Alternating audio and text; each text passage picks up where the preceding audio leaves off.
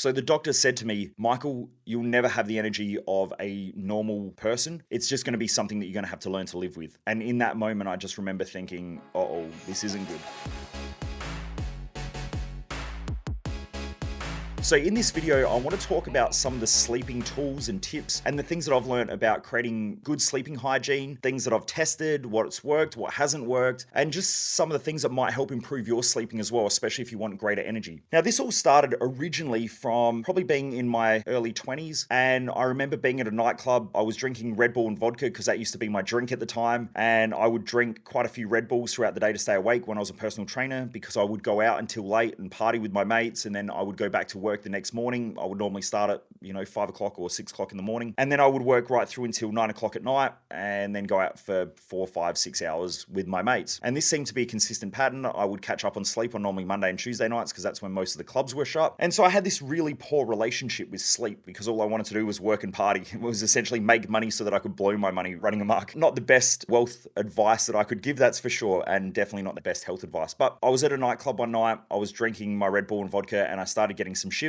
I thought, oh, my drink's been spiked. I hopped in the cab, I went home, got in the shower, I was freezing cold, I had it on as hot as I could get it, and then I woke up a couple of hours later and I'd fallen asleep in the shower. I was sitting on the ground because I was so cold and just sort of trying to keep myself warm. And so I'd fallen asleep in the shower or passed out or whatever it was. Maybe some of it could have been from the alcohol, but there was something else going on. So I jumped in, went to the doctor the next morning and said, look, what's going on? He took some blood tests and so on and sent them off for labs. But he told me in that moment, he said, Michael, it looks like you've got chronic fatigue and this is going to be something that you're going to have to learn to live with. Now, because I thought doctors, they're the people who know things, I just accepted that I'd had chronic fatigue and I started thinking like, oh, this isn't good. But when he said to me, in that moment, he said to me, Michael, it's something that you're going to have to learn to live with for the rest of your life and you just won't have the energy of a normal person. I remember just thinking in my head, you. That was it. That was my thing. Like, this isn't going to be the way that it's going to be. There's part of me that as a kid, I hated being told what to do. And so I would normally rebel. And I'm glad that I had that because I didn't accept that this was the way that I was going to live for the rest of my life. And I didn't accept what the doctor had told me. When I got out of there, I thought, you know what, some things need to change and they need to change now. I've got to go and learn something from somebody. And I guess that's been my strategy, which has helped me a lot in my success in business, also in my personal training career, in my speaking career. Because if I don't know something, I go and find people who are smarter than I am and I learn from them and then correlate that information and test it on myself to figure out what works and what doesn't work. I think most people get stuck because when they get told something, they just accept it as gospel and they never really test it out or they don't get other opinions. I started reading just different books on holistic health and trying to figure out how I could improve my nutrition. My diet was all over the place because I used to live on almost like a bodybuilder's diet, but then I would binge eat a lot and overeat and have a lot of sugar. I was definitely drinking way too many energy drinks throughout the day, and then I would have Red Bull and vodka when I'd go out to try and stay awake at nighttime, and I'd drink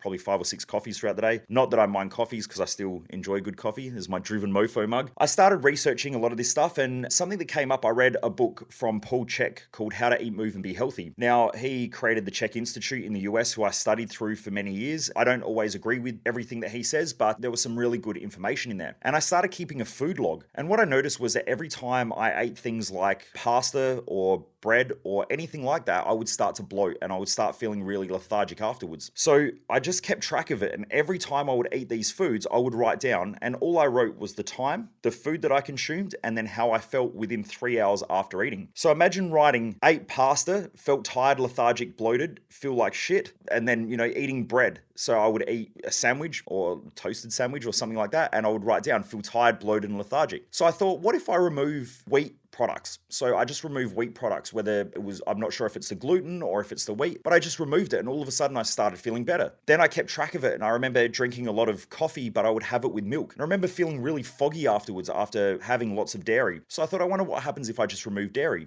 And I did that, and all of a sudden my brain fog cleared up. So what I started noticing were the foods that weren't working for me and the foods that did. I found eating more like higher protein, higher fat diet worked for me, and I still eat fat, high protein diet to this day. It's sort of semi-Mediterranean, but more protein, more fat. And I do eat carbohydrates. I'm not against them. I don't really subscribe to diets. I'm not into the whole like vegan, paleo, all of that stuff. Because once you label a diet, you can find yourself to that diet. Whereas I like to just be adaptable and let my body sort of figure out what it wants and what it needs and improve it over time. So I started doing that, and my energy started improving. So I thought, wow, this is interesting. What else could I improve? I also noticed that I wasn't drinking enough water even though I was training and exercising and still consuming quite a bit, I started improving my water and also the water quality and making sure that I'm drinking proper filtered water. I add a little bit of Celtic sea salt or Celtic sea salt to my water as well, because humans supposedly, if we think about it, have evolved to drink water out of rock pools or aquifers, and there's normally some sort of mineral content in the water that we consume. I found when I would drink just filtered water, I would urinate a lot, and that's a fear of a lot of people that I talk about when I say you need to consume more water. One of the things that Paul Chek talks about is consuming around 33 milliliters per kilogram of body weight. So if you do 0.033 times by your weight or your mass, it should tell you around the water that you need to consume daily. Now that might need to be increased if you're working in hot environments or if you're exercising. So these are some of the things that I improved, and it definitely helped a lot. So I've taken out gluten from my diet. I've taken out dairy. I'm drinking more high quality water. But the big factor that I really struggled with was still my sleeping patterns, and I couldn't figure out what it was. I would try all these different types of sleeping patterns. I'd try to go to bed at 9 o'clock at night because I would hear all these things like the early bird gets the worm. It's better to wake up early, you get more stuff done. So I would try to push myself to get up early. But when I did, I found that I would do that for a couple of days. Then I would feel exhausted. Then my sleeping patterns would turn to shit again. And I would still go to bed at around about 11 o'clock every night. So this went on for years, like I'm talking 10 years, where I kept trying to figure out good quality sleeping patterns. I would sleep in some mornings because I guess I'm self-employed, so I can get up a little bit later or whatever I need to. When I say later, I'm still talking like 7 a.m. But I would hear all these other entrepreneurs talking about getting up early and 5 a.m. starts or 4 a.m. And so I kept trying it and I would feel like shit. But then I would sleep in, I would sleep till like 9 o'clock some mornings, which then would make me feel crappy as well. Eventually I got to a point, and this was only recent, probably about the last 6 months, where I just stepped back, and instead of letting everyone else's, you should do this, you need to sleep like this, you need to get up early, I just took all of those thoughts out of my head. Now, in some of the other podcasts, you may have heard me talk about something that Sigmund Freud, who I guess is a famous psychiatrist which developed psychoanalytics. Anyway, he talks a lot about this thing called a superego. And the superego is the implanted values from others which create the moralizing voices inside of our head, where we start to self-judge and self-criticize. But it's normally not our voices, it's these other people's values and their injected values or implanted values onto us, where they tell us what's right and wrong and good and bad. So we start self-judging and self-criticizing. I had these thoughts for years about what was right and what was wrong in my sleeping. So after doing a lot of study with Sigmund Freud, because I was updating a lot of the content for our Thrive Time event, which is our 11 steps to a high performance lifestyle and high performance thinking. So I'm updating all this stuff, came across the superego. Well, I'd known about it for years, but I was developing the concepts of it in the event because I think that it massively helps people when you can get rid of the voices out of your own head of everybody else telling you what you should and shouldn't do and how you should and shouldn't behave, and it creates all the internal criticisms, perfectionism, all that sort of stuff. But my sleeping patterns came up and I thought, shit, this isn't me dealing with my sleeping patterns, or this isn't me criticizing my sleeping patterns. This is other people's implanted values and what they're telling me I should and shouldn't do. And I felt guilty for not getting up early, but then I felt guilty for going to bed too late. And so I would beat myself up and feel like shit because I didn't have these like ideal sleeping patterns. The idealisms weren't mine, they were someone else's, especially from a lot of the people that I'd studied. So I stepped back and objectively thought, I'm just going to have a look at what times I seem to go to bed and what times I seem to wake up that work for me. And what I realized was over the years, the common time that I go to bed is around about 11 p.m. If I don't bullshit myself and I get out my own way and I look at it objectively, you can do this by your phone app, or I wear sleep trackers as well. So I wear a Whoop. I also sometimes wear a Polar heart rate monitor as well. They keep all my tracking, my vital tracking, I guess you could say, or my sleeping patterns and whatever. Also, that clarified that the average time that I go to bed is around about 11 o'clock. Now, I've tried to go to bed earlier, but it's inconsistent, and I try to go to bed. Sometimes I stay up later and that becomes inconsistent as well. And there was this similar time that I seemed to wake up naturally without the alarm, and that was around 7 a.m. So I just thought, I'm going to try this for a while. I'm just going to set my alarm for 7 a.m. and I'm just going to go to bed when I feel tired. And what I found was around about 6:30 a.m. to 7 a.m. I woke up naturally every morning. And if I didn't put pressure on myself to go to bed at a certain time, like I've tried going to bed earlier, I've tried changing my sleeping patterns, I tried being consistent and getting into bed at like 8:30, but I would still stay awake anyway until 11 o'clock, either reading or watching TV or with all these thoughts in my mind anyway. I just started doing what I thought worked for me, and bang, all of a sudden my sleeping patterns just completely changed. And also my energy changed throughout the day because I woke up when it was natural to me. And what I also found is that I've known this for a long, long time, but I figured out some things with my sleeping patterns. So around about every 90 minutes, we go into a new sleep cycle. So we go through REM sleep, light sleep, deep sleep, and so on. So we have about 90-minute blocks where we go into those sleep cycles. Now, what I found was if I wake up halfway through a sleep cycle, I wake up and I'm more groggy and I'm tired and I'm lethargic. And I think that's why most people wake up tired. Because if your alarm wakes you up and you don't wake up naturally, you might be be halfway through a sleep cycle and in deep sleep, your alarm goes off, scares the shit out of you. So you're coming straight out of deep sleep instead of waking up into a more light sleep and then waking up. These are some of the things that I think. Now, you can go and do your own research, and I would love to hear from other people down below in the comment section as well, what they've found works and what they have found hasn't worked. And if there's anyone who's studying any of this research out there, I would love to hear from you as well. So please drop comments below. But I just found that when I got rid of all the bullshit and the voices and everyone else telling me how I should sleep, that's my perfect sleeping pattern. Now, I started explaining this to some of the other entrepreneurial type people over the last couple of years, some of my private coaching clients and so on. A lot of them said they can't wake up at the time they really want to wake up because they've got to get to work, they've got to open up the office, they've got to be there before staff. And I also noticed that there is this pattern of guilt that when business owners aren't the first ones into work and the last ones to leave, and they're not pulling 100-hour work weeks, they've started to feel guilty, or they feel guilty that their employees will start to take advantage of them or start to feel like they're just working for the man and this person's taking advantage of them because they're making all the money and not working harder than everyone else. And it's like this thing that they've got to prove themselves to their employees about how hard they work. And so I've also had to go through this thing as well. Really, you should be working in an optimized state. If you want to get the best out of yourself and get the best out of your business, you have to work in an optimized state. And if that means waking up later and getting to work later and having someone else open up the office, then you've got to set up the processes and the protocols to be able to do that, to trust someone else to do that, and put in the checks and measures so that becomes a process that you create, which is quite easy to do. And it might mean that you work back a little bit later, but maybe you work from home as well. Really, employees don't know how much a business owner works. Now, a lot of people, even though they're sitting in the chair, aren't really working that effectively and aren't really producing a lot of work. Also, if you're one of those people who feel guilty if you're getting into work late or later, it really comes down to productivity. Everything is productivity. You can work 8 hours and be non-productive, or you can work 4 hours and be 3 times as productive as a person who worked 8 hours. It all comes down to productivity, and you've got to find what makes you the most productive, and sleeping is one of those things that really helps you to be productive. And so it's setting those things up, breaking the guilt patterns that you have, breaking the shame patterns that you have, breaking these ideas that if you're a business owner, you have to outwork everybody else, or at least look like you're outworking everybody else, so that then employees don't go off and start their own businesses and all that stuff. Something that I do know is that if you're someone who has a business and you have employees and you feel like you've got to prove yourself, let the employees go anyway and let them go and start their own business, because they will realize how much it is a pain in the ass to run your own business. And I've had plenty of employees over the years leave and they start their own business and they realize what an absolute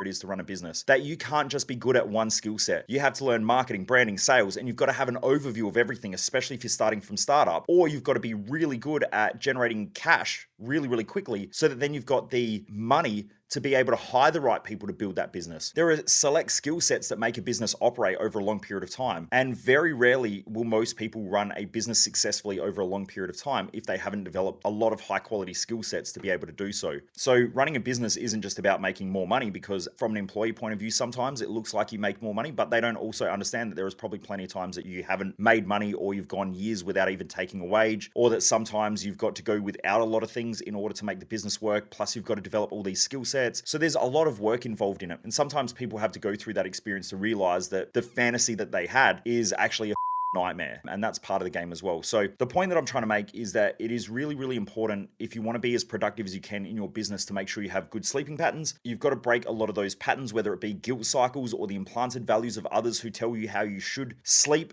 what you should and shouldn't do, how you should eat. Also, I recommend keeping a food journal. Some of the other tips that I've tried as well. So here's some of the other things. I definitely recommend a sleep tracker. So if you've got something like a Whoop or a Garmin or a Polar heart rate monitor or an Apple Watch or whatever, wearing that has helped me quite a lot to see when I am sleeping and getting good quality sleep. Some of the other things that I have heard as well, which I've tried and I think they work reasonably well. Magnesium threonate works really, really well about 30 to 60 minutes before you go to bed. So normally they say about 300 to 600 milligrams. I think most of the time you normally buy it in about 100 to 200 milligram pills anyway. But please, as I mentioned, this isn't medical advice. These are just some of the things that I've learned. So please go and consult your doctor and your healthcare professionals before trying any of this stuff. So magnesium threonate, I know from Dr. Andrew Huberman, you can check out his podcast as well. They're quite good. But in there, he talks about it around about 300 to 400 milligrams. Also something called apigenin as well, which is a derivative of chamomile, helps you to sleep better as well. And it shuts down forebrain thinking and the anticipation that you create in your own brain. He talks about taking around 50 50 milligrams, which is one little small tablet that they sort of come in. And then thiamine as well, which turns off GABA. These things that I'm talking about are natural derivatives as well, or are natural. So they're just vitamins or things like that. So this is what I'm talking about. I haven't really tried other things like melatonin. I'm a bit cautious about taking things that massively alter or largely can alter natural hormones or neurochemicals and stuff like that in our brain, even though vitamins and minerals and stuff like that can do that as well. So these are some of the things that you've got to check out with your healthcare professional. But as I mentioned, so you've got magnesium threonate, thiamine, and also apigenin. I would take those before I go to bed. It definitely helped with sleep for a while as well. The biggest thing though that I've found that helps with sleep, so I've mentioned food so far and looking at things that make me bloated or feel lethargic after I eat them. Some of the biggest things that have helped massively is creating rhythms. So try to go to bed at the same time, try to wake up at the same time, find that natural sleeping rhythm that you have. Cautious of food, make sure you drink plenty of water. I don't have caffeine after around lunchtime. I try and have my final coffee at around 1 o'clock in the afternoon. Some people say that that's a bit too late. Some people say it's a bit too early, but I try not to have coffee too late because caffeine is a stimulant. It will stimulate you, and the half-life of caffeine is 6 hours. So if you're having 100 milligrams of caffeine, you've still got 50 milligrams in your system 6 hours later. So if you're having one at 6 p.m. at midnight, you've still got half of the caffeine that you've consumed floating around your body. It takes a while to get caffeine fully out of your system, especially if you've got sleeping problems. I wouldn't have it after lunch. I might even cut it out, or if you're someone who does really struggle with sleep, maybe have one in the morning and then just cut it out. My wife, Jess, can't have even tea. If she has tea, she's awake all night. And I'm talking about if she has a tea at 9 o'clock in the morning, she's awake all night. So that's how much caffeine can stimulate someone if they're not used to it. So these are some of the things you need to be careful of. Now, this has been a big factor I've been playing around with for the last couple of months is journaling before you go to bed and getting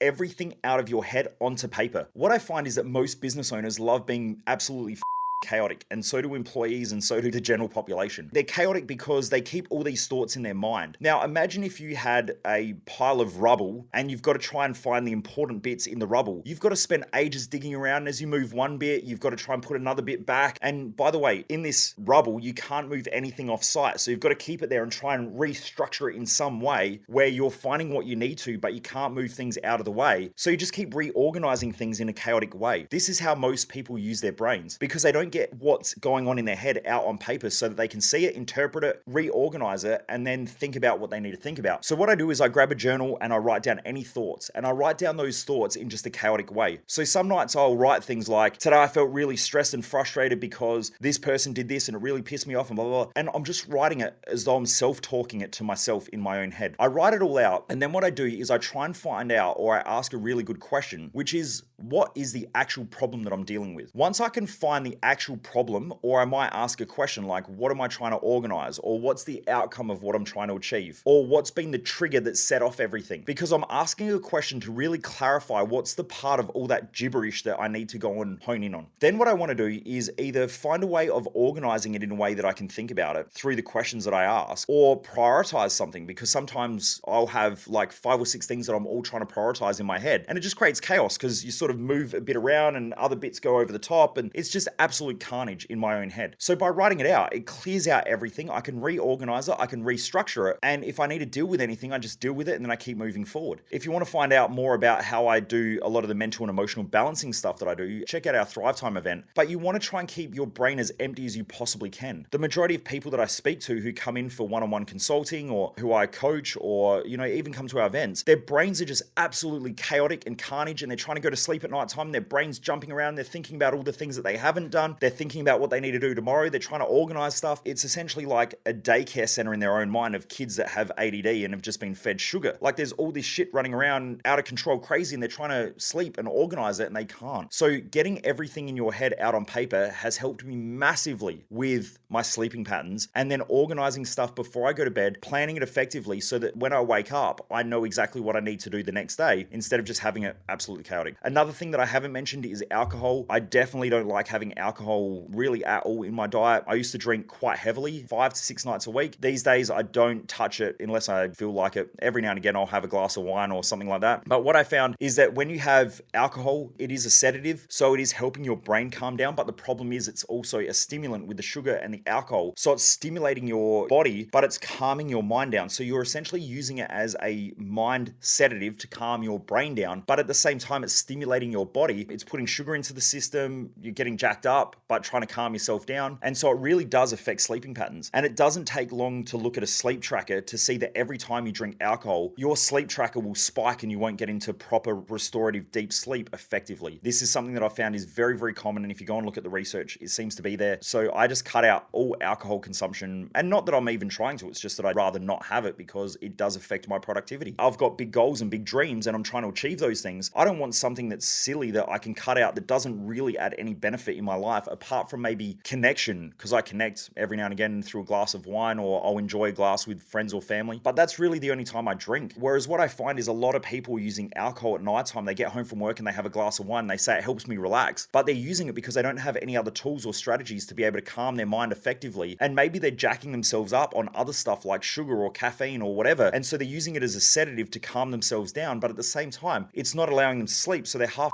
out before they wake up the next morning. They're tired, and it just repeats this vicious cycle of non-productivity, not thinking effectively. That's something else to think about as well. If you really do struggle with your sleep, I'd also recommend maybe cutting sugar in the afternoon and not having too many refined sugars, because again, it'll jack you up a little bit as well. Anyway, I hope this helps and I hope you're enjoying the podcast. As I mentioned before, I do this because I know that most people waste their lives and I just don't want you to be one of them. If you haven't already hit that subscribe button, please do so. If you're on any of the podcasting platforms as well, please give us a review. I would love to read the reviews and see what you think of these podcasts, and if they're helping, please also share it with your friends and family, because the more people I can get on here, the more people we can help. Anyway, I hope you enjoyed this episode and I look forward to coming back to you with the next one. I'm Michael Mojo. Keep living with Mojo, driven mofos.